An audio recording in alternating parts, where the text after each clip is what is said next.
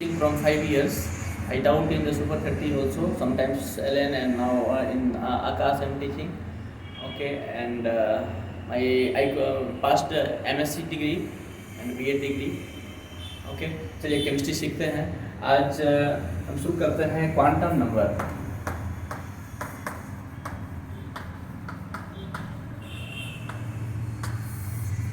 सबसे पहले quantum number जो टॉपिक है ये बताता है कि किसी एटॉमिक स्ट्रक्चर का एक टॉपिक है। एटॉमिक स्ट्रक्चर का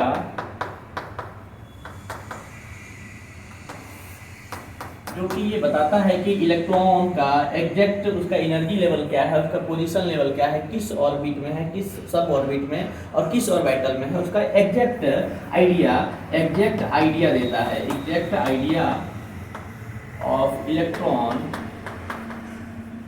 इन एटम्स।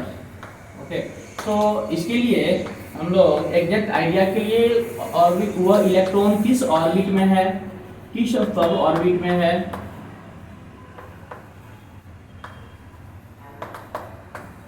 किस ऑर्बिटल में है और उसकी स्पिन क्या है। ओके, इसके लिए हम लोग क्वांटम नंबर को हम लोग चार भागों में भाग इसको एक्सप्लेन करता है। उसका पहला भाग है प्रिंसिपल क्वांटम नंबर। दूसरा azimuthal quantum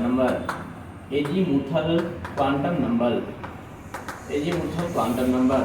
third number magnetic quantum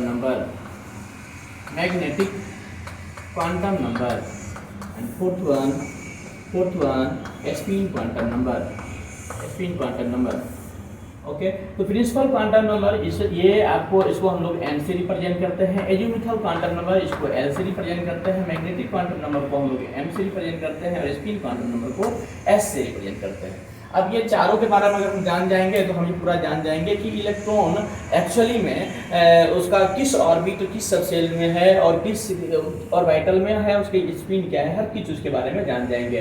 तो चलिए जानते हैं हम लोग बारी से क्या है। ये प्रिंसिपल क्वांटम नंबर बताता है उसके ऑर्बिट को और उसके सेल को। ओके, जैसे कि मान लीजिए कि न्यूक्लियस है, तो न्यूक्लियस के बाद ये आपका फर्स्ट ऑर्बिट हुआ, सेकेंड ऑर्बिट हुआ, थर्ड ऑर्बिट हुआ। तो फर्स्ट ऑर्बिट मतलब n = 1, जिसे हम लोग k सेल से रिप्रेजेंट करते हैं।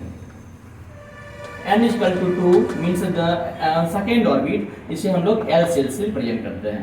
n = 3 m means m cell, इसे हम लोग थर्ड ऑर्बिट और m सेल से रिप्रेजेंट करते हैं। तो ये आपका हो गया k l m n cell, इस तरह से आपका ऑर्बिट नंबर बढ़ता है। तो ये ऑर्बिट बढ़ेगा तो उसका जो है सो आपका इसको हम लोग k m n सेल से रिप्रेजेंट करते हैं। ये ऑर्बिट का आइडिया देता है, ऑर्बिट और सेल का आइडिया देता है। किसी एक ऑर्बिट में कितना मैक्सिमम नंबर ऑफ इलेक्ट्रॉन भरा जा सकता है, इसको हम लोग इस फार्मूला से हम लोग लगा करके हम लोग कैलकुलेट कर सकते हैं। जैसे कि आपका फर्स्ट ऑर्बिट में कितना नंबर ऑफ इलेक्ट्रॉन है, तो 2 × 1 स्क्वायर, 2 इलेक्ट्रॉन फर्स्ट ऑर्बिट में आएगा। सेकेंड ऑर्बिट में कितना इलेक्ट्रॉन है, तो 2 × 2 स्क्वायर 8 इलेक्ट्रॉन आएगा। थर्ड ऑर्बिट में कितना इलेक्ट्रॉन है, तो 2 × 3 स्क्वायर आपका 2 × 3 स्क्वायर 9 × 2 18 इलेक्ट्रॉन आएगा। इस तरह से आपका नंबर ऑफ इलेक्ट्रॉन किसी ऑर्बिट में जाएगा। और ये देखेंगे तो आपका 2 इलेक्ट्रॉन 8 इलेक्ट्रॉन 18 इलेक्ट्रॉन, जैसे जैसे ऑर्बिट बढ़ रहा है इसका कैपेसिटी भी बढ़ रहा है। कैपेसिटी बढ़ रहा है तो इसमें बिल्कुल इसकी सबसेल में इसकी और भी कुछ है, इसके बारे में हम लोग जो सो और जानते हैं और इसमें क्या इंक्रीजमेंट हो रहा है तो देखते हैं। चलिए फर्स्ट ऑर्बिट में है। फर्स्ट ऑर्बिट में आपका जो अगर हम इसमें आते हैं एजीमुथल क्वांटम नंबर में, तो ये आपका इसमें सिर्फ s सबसेल है। एजीमुथल क्वांटम नंबर ये रिप्रेजेंट करता है सबसेल को, तो इसमें आपका s p d f subshell. First orbit में सिर्फ s सबसेल। सेकेंड ऑर्बिट में s and p both subcells is possible. Third orbit में 3s 3p and the 3d also possible। and जैसे and fourth orbit 4s 4p 4d and the 4f, this is the possible। okay, so ये spdf is the idea of the azimuthal quantum number।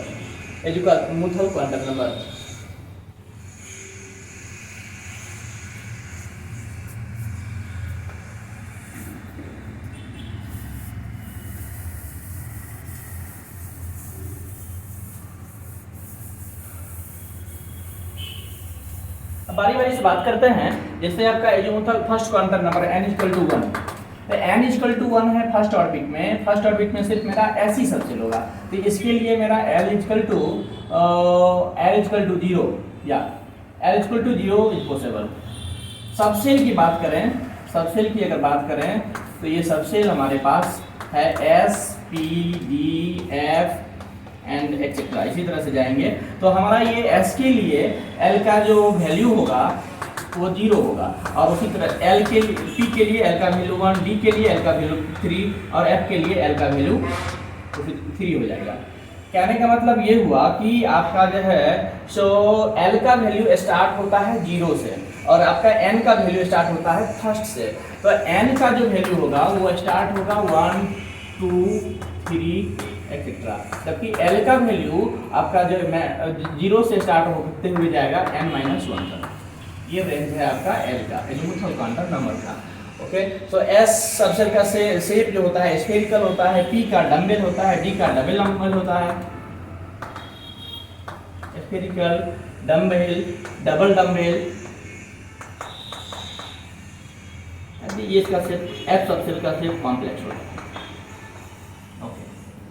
अब ये बात कर रहे हैं, इसको हम लोग जो सबसेल्स में जो हम लोग इलेक्ट्रॉन भरते हैं वो भरते हैं खाली ऑर्बिटल में। तो ये ऑर्बिटल s सबसेल्स में आपका एक ही ऑर्बिटल्स होता है, या s सबसेल्स में मेरा एक ही ऑर्बिटल होता है, और p सबसेल्स में ये जो बॉक्स है स्क्वायर ब्रैकेट टाइप का ये बॉक्स, ये हमको ऑर्बिटल का जानकारी देता है। तो ये हम लोग बात कर रहे हैं आप किस में ऑर्बिटल में आ गए, मतलब कि मैग्नेटिक क्वांटम नंबर में आ गए। तो मैग्नेटिक क्वांटम नंबर जिसको हम लोग m से रिप्रेजेंट करते हैं, ये m का वैल्यू ये डिपेंड करता है l पे। ये m का वैल्यू आपका वैल्यू होगा -l से लेकर के +l तक। Suppose that l equal to आपका 0 है, तो ऐसे में m का वैल्यू भी आपका 0 हो जाएगा। यहाँ पे हाँ l इक्वल टू 0 है तो m का वैल्यू भी आपका 0 हो जाएगा। लेकिन अगर m का वैल्यू अगर 2 है तो इसमें l का वैल्यू हो सकता है कि 0 भी हो और हो सकता है 1 भी हो। तो ये जो 0 है, 0 इसका मैक्सिमम वैल्यू 0 और 1 होगा। तो ये 0 आपका बता रहा है s सबसेल को और 1 बता रहा है आपको p सबसेल को। तो p सबसेल्स में आपका 3 ऑर्बिटल और आपका s सबसेल्स में आपका 1 ऑर्बिटल। ओके, और आपका या तो कितना इलेक्ट्रॉन हम भर सकते हैं, इसमें 3 ऑर्बिटल हो गया, तो इसमें 3 इलेक्ट्रॉन मतलब एक ऑर्बिटल में हम मैक्सिमम 2 इलेक्ट्रॉन भर सकते हैं। तो टोटल 3 × 6 इलेक्ट्रॉन यहाँ भर सकते हैं, 2 इलेक्ट्रॉन यहाँ भर सकते हैं, 8 इलेक्ट्रॉन। और हम यहाँ देखे थे कि 2 सेकेंड ऑर्बिट में हम लोग भर सकते हैं मैक्सिमम इलेक्ट्रॉन 2 × 2 स्क्वायर 8 इलेक्ट्रॉन। तो ये 8 आपका s सबसेल में जाएगा 2 और p सबसेल में आएगा 6। ये हो गया। इसी तरह से अगर बात करें हम थर्ड ऑर्बिट में, तो थर्ड ऑर्बिट में आपका l का पॉसिबल वैल्यू 0 1 एंड 2। 0 मींस ये s subshell, p subcells and d subcells आएगा इसमें। तो s सबसेल्स में आपका एक ऑर्बिटल, p सबसेल्स में 3 ऑर्बिटल एंड d में आपका 5 ऑर्बिटल। तो ऐसे में आपका ये हो जाएगा कि इसमें आपका 5 ऑर्बिटल हो जाएगा। तो इसमें मैक्सिमम इलेक्ट्रॉन हम भर सकते हैं 10 इलेक्ट्रॉन, इसमें मैक्सिमम 6 इलेक्ट्रॉन भर सकते हैं, इसमें मैक्सिमम 2 इलेक्ट्रॉन भर सकते हैं। तो टोटल इलेक्ट्रॉन हम हम भर सकते हैं 2 + 6 + 10, तो ये 18 इलेक्ट्रॉन हम इसमें भर सकते हैं। इस फार्मूला से 2 × 3 स्क्वायर इज 9 × 2 18 इलेक्ट्रॉन, तो 18 इलेक्ट्रॉन हम लोग इसमें भर सकते हैं। कहने का मतलब ये हुआ कि मैग्नेटिक क्वांटम नंबर जो है इससे ये आपका डिपेंड करता है l पे और उसका वैल्यू -l से +l होता है। हाँ, तो s के लिए 0 हुआ तो इसका मतलब यहाँ l का वैल्यू ये 0 है, ये l का वैल्यू यहाँ पे -1 +1 एंड या -1 0 +1 पॉसिबल। इसका 5 वैल्यू, ये d का वैल्यू, d के लिए l का वैल्यू 2, ये -2 -1 0 +1 +2, ये सभी आपका ये m का ये परमिसिबल वैल्यू। तो ये हो गया आपका जैसे मैग्नेटिक क्वांटम नंबर। और ये मैग्नेटिक क्वांटम नंबर स्पेशलाइज करता है फिर ओरिएंटेशंस को। ओके, अब रही बात एक ऑर्बिटल में हम लोग जो इलेक्ट्रॉन भरते हैं, ये इलेक्ट्रॉन जो भरा जाता है ये आपका पॉली एक्सक्लूजन प्रिंसिपल के हिसाब से बढ़ते हुए एनर्जी लेवल के हिसाब से भरा जाता है। तो पहले हम लोग बारी बारी से करते हैं, एक एक इलेक्ट्रॉन भरते हैं और बाद में हम लोग इसको पेयरिंग करते हैं। एस में आपका एक ही ऑर्बिटल है, तो हम लोग इसको जो है सो फर्स्ट भरे और सेकेंड इसको पेयरिंग कर दिए। इसमें डी में आपका 5 ऑर्बिटल है, तो वह 1 2 3 4 5 करके भरे और फिर छठा इलेक्ट्रॉन यहाँ पेयरिंग होगा, फिर 7वां 8वां 9वां 10वां मैक्सिमम 10 इलेक्ट्रॉन ऐसे करके हम लोग भरते हैं। तो किसी एक ऑर्बिटल में हम मैक्सिमम 2 इलेक्ट्रॉन रखते हैं और वो आपका जो है सो मस्ट बी वो एंटी पैरेलल होना चाहिए। तो ये आपका स्पिन यही कहता है कि अगर एक पैरेलल है तो दूसरा एंटी पैरेलल होना चाहिए, जिसको हम लोग अगर ये क्लॉकवाइज और एंटी क्लॉकवाइज, अगर एक का स्पिन अगर इसको रिप्रेजेंट किया जाता है प्लस हाफ से तो इसको माइनस हाफ से। तो हम आशा करते हैं आपको समझ में आया होगा क्वांटम नंबर का इंट्रोडक्शन। तो चलिए मिलते हैं अगले क्लास में। Okay bye.